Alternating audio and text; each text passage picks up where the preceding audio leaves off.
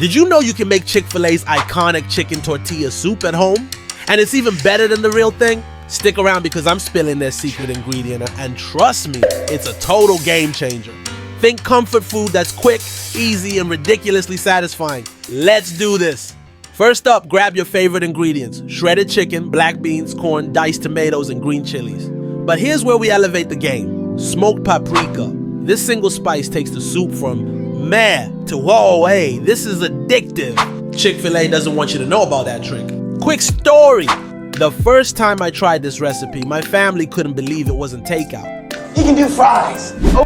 It's hearty filling and has that perfect balance of smoky and spicy. But here's the kicker: this costs a fraction of what you'd pay at Chick-fil-A. Now, throw everything into a pot, but here's a twist.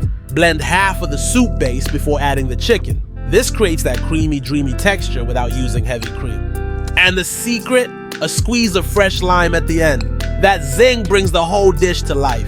Finish it with some crispy tortilla strips, shredded cheese, and a dollop of sour cream. Look at that beauty. It's like a warm hug in a bowl. Honestly, this is the recipe you'll be making all winter long.